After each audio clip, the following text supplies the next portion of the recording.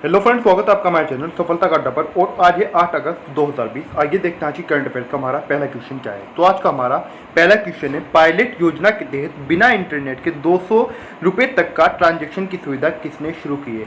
ये किसके तहत किया गया है? पायलट योजना के तहत। तो जो ट्रांजैक्शन की सुविधा शुरू की है ये किसने की है? तो 200 रुपये तक की बिना इंटरनेट के ट्रांजैक्शन की सुविधा शुरू की है पायलट योजना के तहत भारतीय रिजर्व बैंक ने। किसने की है?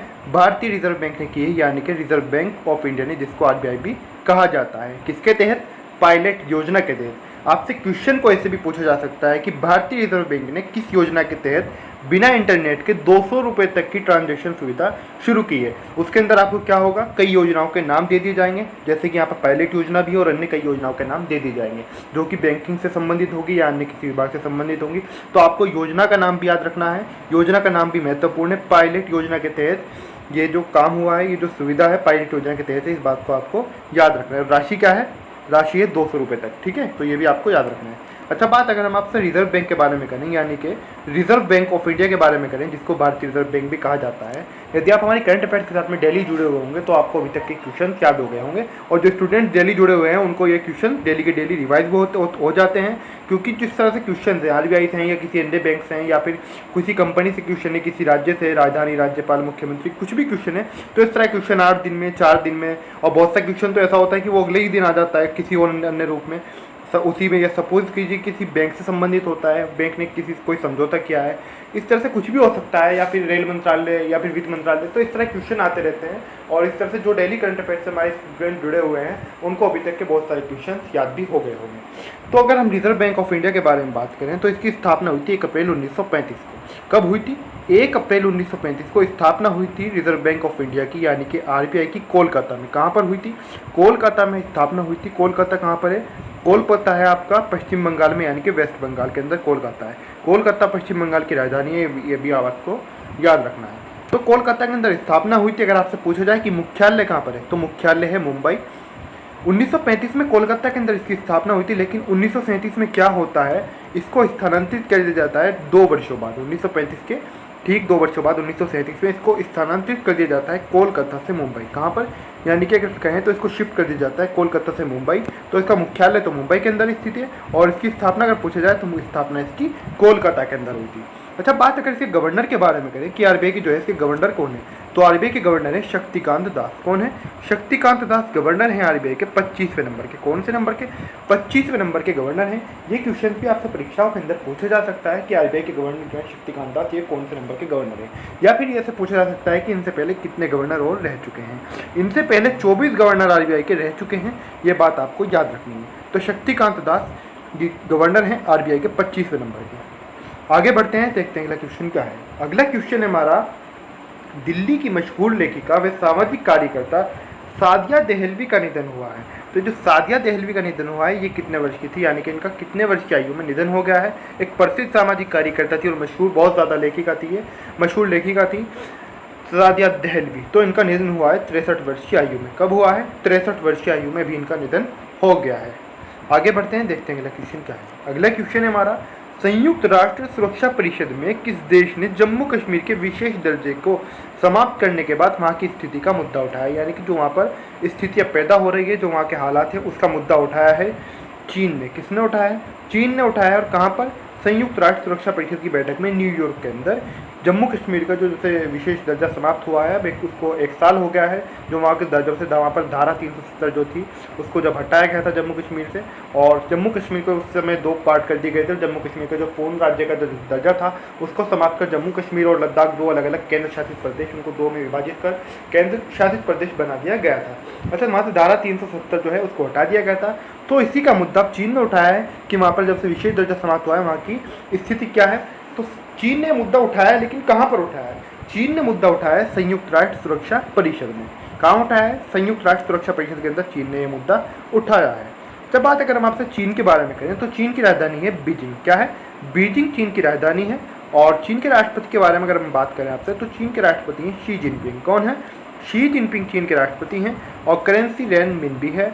जब बात करें यहाँ पर हम संयुक्त राष्ट्र के बारे में करें, यानी कि यूएनओ के बारे में, यूनाइटेड नेशंस ऑर्गेनाइजेशन के बारे में, इसके बारे में हमारे जो चैनल है सफलता का अड्डा, उस पर आप सफलता का अड्डा यूएनओ सर्च करके उसकी यूएनओ की अलग से क्लास है, वो क्लास भी आप ले सकते हैं। उसके अंदर संयुक्त राष्ट्र सुरक्षा परिषद क्या है, इसकी कितनी शाखाएं हैं, कौन इससे संबंधित है और संयुक्त राष्ट्र संघ को बनाने की आवश्यकता क्यों पड़ी, कब बनाया गया, कितनी आधिकारिक भाषाएं हैं और कौन अध्यक्ष, इस तरह की सभी बातों का उसके अंदर वर्णन है सभी। क्योंकि यूएनओ से आपका कोई यूपीएससी का एग्जाम हो, पीसीएस का एग्जाम हो, चाहे आपका कोई दिल्ली पुलिस हेड कांस्टेबल का हो या कांस्टेबल का हो, चाहे फिर किसी भी राज्य का पटवारी या फिर ग्रुप डी, किसी भी राज्य की किसी भी तरह की परीक्षा हो, तो उसके अंदर यूएनओ से क्वेश्चन पूछ लिए जाते हैं, पहले भी पूछे गए हैं और यूएनओ से आपसे किसी भी तरह से कुछ भी क्वेश्चन पूछा जा सकता है। इसलिए वो क्लास बहुत ज़्यादा महत्वपूर्ण है, आप उस क्लास को ज़रूर ले लें। सफलता का अड्डा यूएनओ सर्च करके आप उस क्लास को ले सकते हैं। तो ठीक है, तो यूएनओ की उस क्लास को हमारी आप बिल्कुल भी लेना ना भूलें। तो संयुक्त राष्ट्र संघ की हम यहाँ पर बात कर रहे हैं। संयुक्त राष्ट्र की अगर बात करें तो इसकी स्थापना हुई थी 24 अक्टूबर 1945 को और इसका मुख्यालय है न्यूयॉर्क में। कहाँ पर है? न्यूयॉर्क के अंदर इसका मुख्यालय है। न्यूयॉर्क में मैनहट्टन द्वीप पर इसका मुख्यालय स्थित है। आगे बढ़ते हैं, देखते हैं अगला क्वेश्चन क्या है। अगला क्वेश्चन है हमारा, किस आईआईटी संस्थान ने लोक शिकायतों के पूर्वानुमान विश्लेषण हेतु रक्षा मंत्रालय के साथ एक समझौता ज्ञापन पर हस्ताक्षर किए हैं?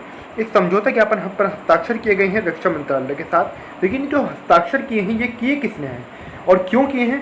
लोक शिकायतों के पूर्वानुमान विश्लेषण के लिए। किसके लिए? लोक शिकायतों के पूर्वानुमान विश्लेषण के लिए ये समझौता ज्ञापन पर हस्ताक्षर किए गए हैं। और रक्षा मंत्रालय के साथ ये कौन सा संस्थान है जिसने हस्ताक्षर किए हैं? तो रक्षा मंत्रालय के साथ ये हस्ताक्षर किए हैं आईआईटी कानपुर ने। किसने किए हैं? आईआईटी कानपुर ने ये हस्ताक्षर किए हैं। अच्छा, बात अगर हम यहाँ पर आपसे रक्षा मंत्रालय के बारे में करें तो रक्षा मंत्री हैं हमारे वर्तमान में राजनाथ सिंह। कौन है? राजनाथ सिंह रक्षा मंत्री हैं। और ये बात आप सभी जानते होंगे, आईआईटी कानपुर यानी कि कानपुर जो है वो उत्तर प्रदेश के अंदर स्थित है। आगे बढ़ते हैं, देखते हैं अगला क्वेश्चन क्या है। अगला क्वेश्चन है हमारा, किस राज्य ने परिवहन पहचान पत्र योजना, इसको आप पीपीपी भी कह सकते हैं, पीपीपी यानी कि ट्रिपल पी आप इसको एक तरह से कह सकते हैं, परिवार पहचान पत्र योजना को शुरू किया है? तो परिवार पहचान पत्र योजना को शुरू किया है हरियाणा राज्य ने। किसने किया है? हरियाणा राज्य के द्वारा परिवार पहचान योजना को शुरू किया गया है। बात हरियाणा की करें तो राजधानी यहाँ की चंडीगढ़ है। यहाँ के मुख्यमंत्री हैं मनोहर लाल खट्टर। कौन है? मनोहर लाल खट्टर मुख्यमंत्री हैं और ये बीजेपी से हैं। बीजेपी की हरियाणा के अंदर गठबंधन के साथ सरकार है। बात अगर हरियाणा के राज्यपाल के बारे में करें तो राज्यपाल हैं यहाँ के सत्यदेव नारायण आर्य। कौन है? सत्यदेव नारायण आर्य यहाँ के राज्यपाल हैं। आगे बढ़ते हैं, देखते हैं अगला क्वेश्चन क्या है। अगला क्वेश्चन है हमारा, पहली किसान रेल किन दो शहरों के बीच चलेगी? पहली किसान रेल चलेगी देवलाली से दानापुर। कहाँ से कहाँ तक चलेगी? देवलाली से दानापुर तक चलेगी। अगर देवलाली की बात करूँ तो ये पड़ता है नासिक के अंदर। कहाँ पर? नासिक कहाँ पर है? आप सभी जानते होंगे, महाराष्ट्र के अंदर। कहाँ है? महाराष्ट्र के अंदर है नासिक। और ये जो दूसरा जो आपको शहर का जो दूसरी जगह का नाम दिखाई दे रहा है, जो दूसरा स्थान है दानापुर। अब ये जो दानापुर है ये कहाँ पर है? तो दानापुर आपको याद रखना है, दानापुर है बिहार में। तो ये चलेगी नासिक से बिहार, आप इसको ऐसे कह सकते हैं। देवलाली कहाँ है? नासिक में। और दानापुर यह है बिहार के अंदर। तो कहाँ से कहाँ तक चलेगी पहली किसान रेल? ये चलेगी देवलाली से दानापुर। ये दोनों आपको अच्छी तरीके से जो दोनों नाम स्थानों के नाम है इनको आपको याद रखना है। आगे बढ़ते हैं, देखते हैं अगला क्वेश्चन क्या है। अगला क्वेश्चन है हमारा, गिरीश चंद्र मुर्मू को भारत का नया नियंत्रक एवं महालेखा परीक्षक, अगर सीधे सीधे कहें तो सीएजी, ऐसे भी पूछा जा सकता है कि सीएजी किसे बनाया गया है? भारत का सीएजी। तो गिरीश चंद्र मुर्मू को भारत का नया नियंत्रक एवं महालेखा परीक्षक बनाया गया है। ये हाल ही में किस राज्य के पूर्व उपराज्यपाल रहे हैं? किस राज्य के उपराज्यपाल थे जहाँ से इनको हटाकर और वहाँ पर किसी और की तैनाती करके इनको सीएजी बना दिया गया है? तो ये जो उपराज्यपाल रहे हैं ये रहे हैं जम्मू कश्मीर के। किस राज्य के? जम्मू कश्मीर के पूर्व उपराज्यपाल रहे हैं गिरीश चंद्र मुर्मू और वहाँ से इनको स्थानांतरित कर भारत का सीएजी बना दिया गया है। आगे बढ़ते हैं, देखते हैं अगला क्वेश्चन क्या है। अगला क्वेश्चन है हमारा, किस राज्य सरकार ने तेंदुपत्ता संग्राहक सामाजिक सुरक्षा योजना की शुरुआत की है? तो इस योजना की शुरुआत की है छत्तीसगढ़ सरकार ने। किसने की है? छत्तीसगढ़ सरकार के द्वारा तेंदुपत्ता संग्राहक सामाजिक सुरक्षा योजना की शुरुआत की गई है।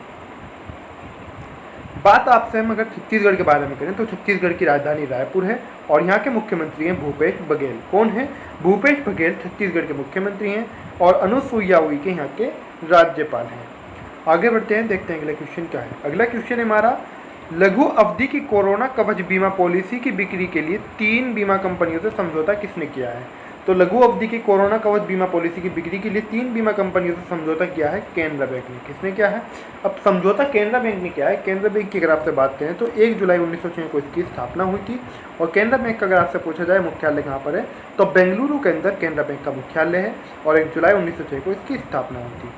अगला क्वेश्चन है हमारा, प्राइड ऑफ पंजाब कार्यक्रम किसने लॉन्च किया है? तो प्राइड ऑफ पंजाब कार्यक्रम लॉन्च किया है कैप्टन अमरिंदर सिंह ने। किसने किया है?